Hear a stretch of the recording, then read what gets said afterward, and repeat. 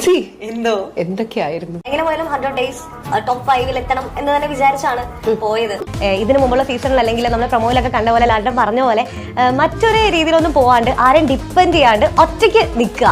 അറിയില്ല എന്താണ് സംഭവിച്ചത്. ഞാൻ ഫസ്റ്റ് ടൈമാണ് നോമിനേഷനിൽ വരുന്നത്. 2 നോമിനേഷൻ ആയല്ലോ ബിൻസി. അതെ അതെ. ബിഗ് ബോസ് ഈസ് നോട്ട് ഒരു ഈസി ആയിട്ടൊരു സാധനമല്ല. ബട്ട് വൈ 80% കൊടുത്തോന്നാണ് ലാലേട്ടനോട് പറഞ്ഞത്. ബാക്കി 20 എന്തിനാ എടുത്തു വെച്ചു? അങ്ങനെ ചോദിച്ചാ ഫൈറ്റ് ചെയ്യണമെന്ന് വിചാരിച്ചു. അതായത് ഇടപെടേണ്ട കാര്യങ്ങളൊക്കെ ഞാൻ ഇടപെടുന്നുണ്ടായിരുന്നു. വ്യക്തമായിട്ടുള്ള നിലപാടുകൾ ഞാൻ പറയുന്നുണ്ടായിരുന്നു. അയ്യോ എന്നിട്ട് എന്ത് പറ്റി? ബിൻസി മൈക്കിന്റെ മുന്നിൽ ഇരിക്കുന്ന ആള് നമ്മൾ 24/7 ഒരു മൈക്ക് തന്നിട്ടാ ബിൻസിനെ വിട്ടത്. അതെ അതെ. പക്ഷെ ബിൻസിന്റെ ശബ്ദം കേട്ടില്ല.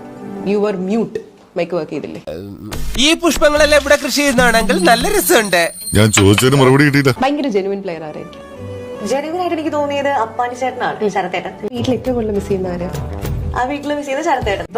അപ്പനാണെങ്കിലും അമ്മയാണെങ്കിലും പറയട്ടെ, നമ്മൾ മുഖത്ത് നോക്കി പറയണമല്ലോ. അതുപോലെ ശരത്തിനോട് അപ്പനാണെങ്കിലും അമ്മയാണെങ്കിലും വീട്ടിൽ നിന്ന് പുറത്താക്കാൻ നമ്മൾ ആലോചിക്കില്ലല്ലോ.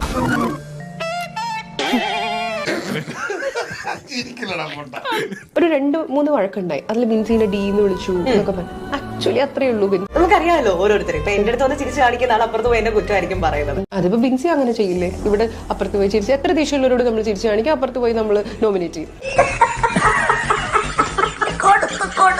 ബിൻസി ആയിട്ട് നിന്നു.